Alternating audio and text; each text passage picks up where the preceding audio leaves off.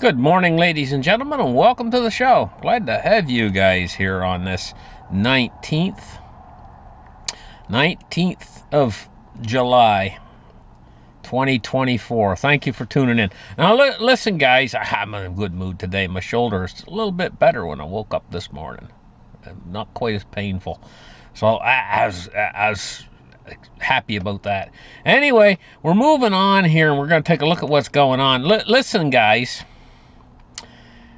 Do not count on Biden. Everybody's saying, okay, Biden's dropping out this weekend. This is it. Right? This article says Biden is now soul searching about dropping out of the race. So I thought it was a done deal. Evidently, it's not a done deal. If he's soul searching about dropping out of the race. So it hasn't happened yet. Don't hold your breath.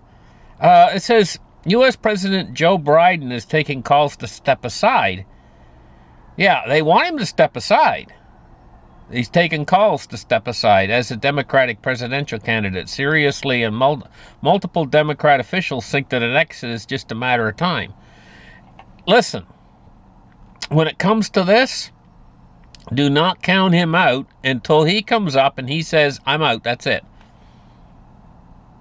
It has to come from the horse's mouth. You just can't say, these people out there say, he's gone this weekend, this is it. They said that last week. And they might say it the week after, next week, and the week after that. We'll have to wait and see, because I'm going to tell you what, nobody removes the president except the president. It's like, I remember I was telling you guys a few days ago, I said, hey, where does a 900-pound gorilla sleep in your house? Anywhere he wants. You don't even realize the power of the United States president. Now, Meteor exploded over New York City. It was flying 58 times faster than a Boeing jet. Well, they're saying it was a meteor exploded over New York City. See, I watch the news nowadays, and I watch these news channels, and half of the stuff out there, you gotta say, hey, I remember when I was a kid, and they'd have a news story come on. They'd tell you, this is happening, or that's happening. You could trust them back, when I was a kid. But, now, the big question mark is, can you trust that they're telling you the truth about something? Now, they say right here that a meteor exploded over New York City after flying 58 times faster than a Boeing jet. Well, here's the thing. Rockets and, ballistic missiles and stuff fly really fast, too. And if you shot one of those down, I'm just saying, would they tell us? Now, that's just a question. I'm just asking. I'm not saying that's what this is. I don't know what this is. They're saying it was a meteor exploded over New York City. Yeah, great. I'll go with that. It was. It was a meteor that exploded over New York City. Right? I'll go with that. But I find it a bit of a coincidence. Because if we take a look, just a second here, take a look at this. This is how many counties. Now everybody in the world knows New York's the big apple. It's the big thing. It's the big cheese in the United States of America. Of all the United States of America, New York is it. It's the big one. So if they were going to fly them, just saying. I'm not saying that. Now, I'm not saying that's what this was. I'm just saying this was a meteor. Yeah, it was a meteor, okay? But I'm just saying, if they were to target the United States, some rogue nation, or goodness knows, there's terrorist groups, there's tons of stuff. There's the Russians, there's the Chinese, there's North Korea, there's Iran, there's everybody out there. A lot of haters in North of America, and they all hate the Big Apple the worst. I mean, what was the target of the terrorist strikes, and stuff? New York. It's always New York, So look at this map. Let's talk about coincidences now. Coincidentally, it just went directly on top of New York, this meteor, and it exploded. just above New York, coincidentally. Now, New York is one of these counties in the United States of America. Look how many other counties there are. Why didn't it go in any other of these and get thousands and thousands and thousands of counties it could have hit? Why New York? Well, it's just a coincidence, and it was a meteor. Yeah, that's what it was, a meteor. Meteor explodes over New York City and flying 58 times faster than a Boeing jet. Well, we just have to take her word for it, what the speed of it was, but it was probably pretty fast, you know. So, I mean, I don't take all of their guff and I just say, oh, yeah, that's what it was. You don't know what they're doing behind the scenes. Oh, and the new conspiracy theories of now coming out about all this. I'm telling you what, there has never been a shooting that has made as many conspiracy theories and is going to create as many conspiracy theories, going all the way back to the Kennedy assassination, which spiraled off conspiracy theory after conspiracy theory for years. My mother used to really study into that. Oswald and all that kind of stuff, and the second shooter and the grassy knoll and all that kind of stuff. She was just really interested in that. Had books and books on it that she'd get and read about it. She's probably an expert in it. You know, but that's what happens. And that's what's going to happen this time. Conspiracy theories are going to spiral off because it's the unusual circumstances that occurred there. And, you know, I've been listening to a few things, but I'm not going to spout any conspiracy theories here, you know. Just like this. This was a meteor that exploded over New York City. Anyway, getting back to what we're talking about here. Around the world this morning, doesn't matter what airport you go to, you know, they're getting the blue screen of death. You know what the blue screen of death is, guys?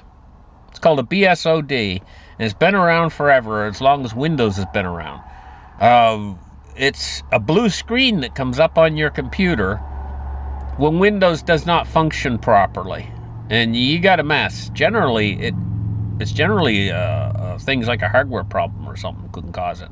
I've had to ditch brand new motherboards before because of blue screen of death. But that's what's happening around the world is they can't use their computers because they get a blue screen of death on their computer. It's just called a BSOD. It's a funny blue screen that comes up on Windows. If you've seen it before, I don't know, a lot of you probably never seen it before, but it indicates a major problem inside your computer when you get that. It says in the early hours of Friday, companies in Australia running Microsoft Windows operating system started reporting devices showing the BSOD, the blue screen of death.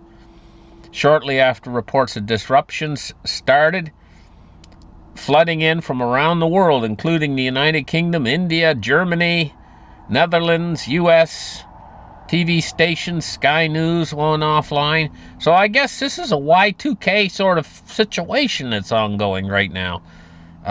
Sort of, like Y2K, what they thought would happen in Y2K, but didn't. Now it's really happening right now in this major outage. So if you're in I don't know, maybe you're taking a flight someplace or something, your flight might get canceled because of this.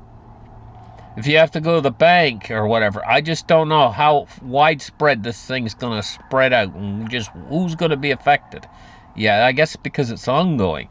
It's taking down computers around the world. Shows you how vulnerable our system is to cyber attacks, to widespread outages and whatever.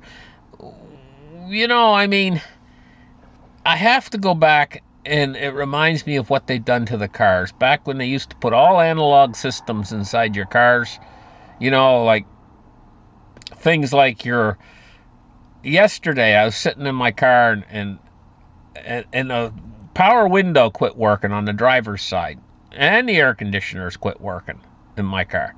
Okay? But to me, it's no real big deal. I just open up the passenger side window, you know, while I'm driving down the road, and I keep that driver's side window up. But I was just sitting there yesterday. I had to take the car for a little drive, and it was hot, you know, and I was thinking about those little tiny triangle windows. I forget what they called them. They used to have a regular window right here that would roll down with a roller. Oh, that was so wonderful. I mean, no power stuff. It was, you use your arm to roll it down, turn the crank, And then they had one of these little tiny triangular windows toward the front that you could just pop it open and it would catch the air somehow and blow the air in on you before the days of air conditioning. And I was sitting there longing for one of those on my car. I said, oh, why can't they bring something like that back? And whose idea was it anyway to do all this power stuff?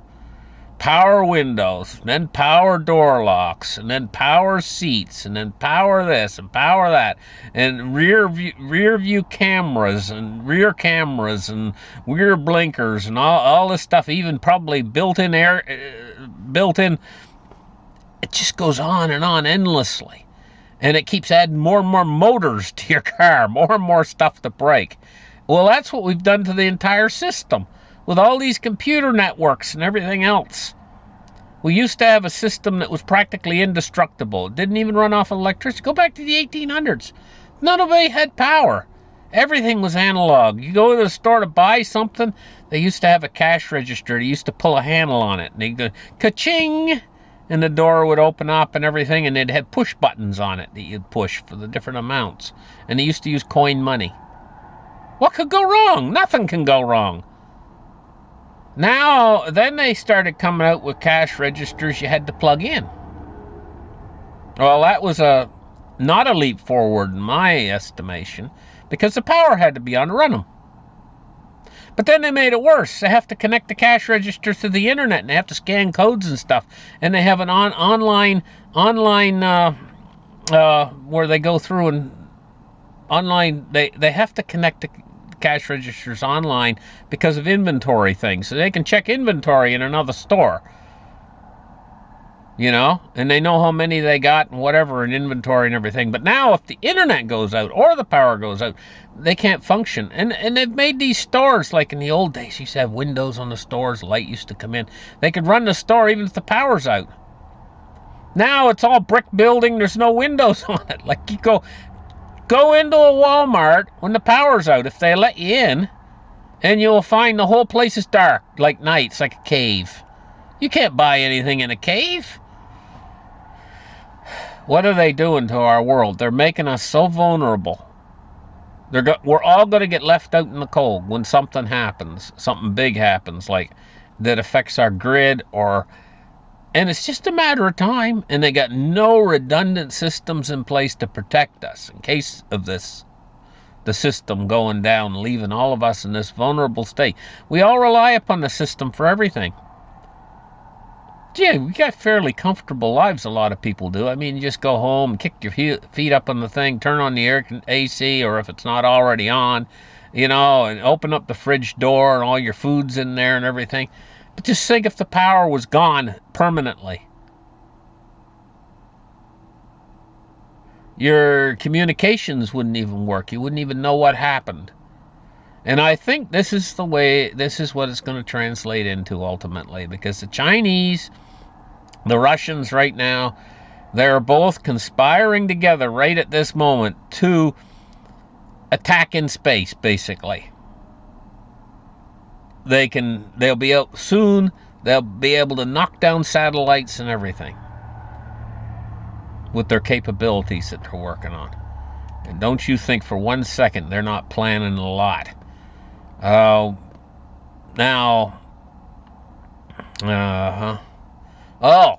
the big things on right now, the RNC and everything else, Republican National Convention. And what I wanted to point out to you guys is the Hulkster was on there. And I saw him tearing off his shirts and everything. And he is really something, I'll tell you. And so I guess he's endorsing Trump. And yeah, I mean, he's really something. I guess he's had a lot of back trouble in the past, but he's still able to tear that shirt off, and he's still got quite an impressive physique for his age,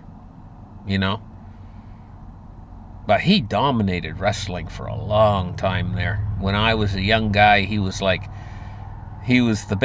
big wrestling icon when I was younger. Now, did I miss any articles I wanted to point out to you guys? Okay, we're off to take a look at the markets now. And silver's at $29.22. Buy it while it's hot. You know, I'm going to tell you guys, this is a long-term play. Like, you guys are looking for short-term profits and stuff and yield and all this kind of stuff. Stay away from this. Don't bother with this. But if you're looking for generational wealth, this is your thing right here. Like, you're looking ahead a few years, and if you put some of this away and a few years goes by, you'll be very happy that you did. You know, things are not going to change. There's going to be less and less silver. It's going to be harder and harder to get around the world in the up and coming decades. And in fact, the United States Geological Survey did an article on silver a few years back, and they said that it's the first metal on the periodic table that's going to basically, I think they used the word extinct. But why wouldn't it go extinct? Or nearly go extinct? It's all down to ore grades. It'll never be completely the world not have any silver. They'll always have silver, but those ore grades are key. They're dropping and dropping fast, and they're going to continue dropping into the future, the ore grades. And what that means is, when you dig a ton of ore out of the ground, how many ounces of silver can you get out of that ton? It's going to be less and less and less. Until in the end, it's almost minuscule. Until in the end, they're going to have to dig a ton of silver just to get 1 ounce in the end. And, of course, by that time, fuel costs will be a lot higher. Man labor will be a lot higher. Everything will be a lot higher. And so that'll reflect ultimately in the price. I can see it going all the way down, so they have to mine a ton of ore just to get 1 ounce. And, you know, I mean, it's going to continue to drop. And there's no change in that, because they've dug out all the best ore grades around the world. And they've scoured the world for new supply. And it's just, they're coming up short for the amount of silver that the world needs. We're sucking it out of the ground every year at a fixed rate. Hundreds and hundreds of millions of ounces are coming out of the ground every year, but there's just a fixed amount in the ground. And picture it kind of like, I haven't used this analogy in years. It's like a fat kid sucking on a strawberry milkshake. And he thinks it's going to last forever until he hits that gurgling sound. And that's what's going to happen with silver. Cryptocurrency today, we're looking at Bitcoin at 65,688. So I kind of figured it was going to go back up to this price. But now where it goes, I don't have a clue. Sorry, guys, I really don't know where it's going to go from here. But it's at 65,688. Ethereum is at 3467. XRP's at 56.6 cents. So XRP shot up to 60 cents, and I guess quite a few people sold some. That's probably what happened, and it brought the price back down to 56.69 cents. Now, taking a look at our Dow Jones today, it's down 366 points at 40,298, and the S&P 500 is down 21 points at 5,523. Taking a look at crude oil. Crude oil's down 70 cents at 82.12. And if we take a look at our bonds and rates today, we're seeing climbing yields. The U.S. 10-year is at 4.22. It's climbed 4 basis points. And the U.S. 30-year is at 4.44. It's climbed 3.7 basis points. Now, this is the natural inclination of this market right now. But on days when we see these yields falling, I have a big question mark is who's buying it. And I just can't, the amount it takes to budge this market, because this is like 10 times bigger than the stock market, the amount of money it takes to budge this. I just can't for the life of me, with Japan selling treasuries and China selling treasuries and everything else, I can't for the life of me see any other way out except yield curve control and the U.S. become the buyer of last resort of these treasuries. What other way out is there? Other than having the yields spike up higher and higher and higher. I don't know. Just saying. Now, the dollar index today is at 104.3. And what is that glitch on there? There's a little glitch on this in the chart. Now the chart disappeared and the glitch is gone. But it's at 104.29 today. Well, the chart looks like it's trying to come back again.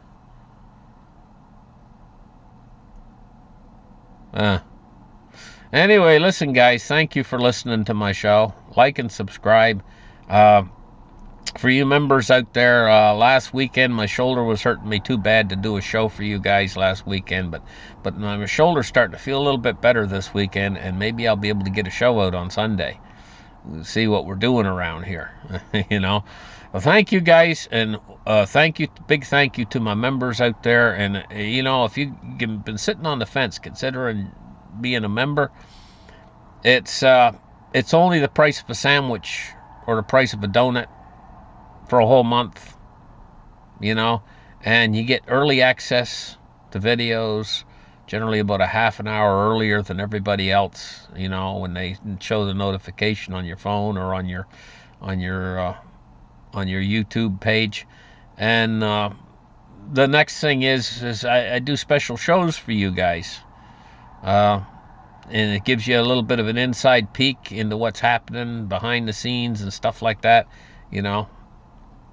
and I really appreciate that. And the big thing for me is it helps support this channel, and this channel's been having a hard time over the last maybe 2 years. And it's not due to the content or anything like that. It's just, I'm not going to say it's YouTube's fault. I'm not going to say it's my fault or anything like that. But it's just one of those things that happens, where the channel has suffered quite a bit. And you can see that the channel hasn't grown for quite a long time. And we're working on that. And because this information that I'm putting out here is of vital importance. It has to do with the collapse of the system that's inevitable, and your preparations for such. And it also helps give you a little bit more of a timeline as to the progression of this collapse and stuff. And it also holds a record of exactly where the markets were and what the markets were doing. Any day you want to find out where the stock market was or stuff, you just go back on my channel and you can look at the price of gold and everything. It's all there for every single day. All these market reports that go back for years and years and years keeps this record for you guys to access. And that can be very handy if you're doing research. You can pick the exact date on my show and go back into there, and you can find out what the price of cryptos were, or what the price of the bond market was doing, or whatever, And that's another thing that would really help my channel, is if you guys were to do a little bit of research into these previous shows. Watch some of the old stuff, and maybe get a laugh out of it or something, Well, thank you guys for watching. We'll catch you guys in the next show. Bye-bye.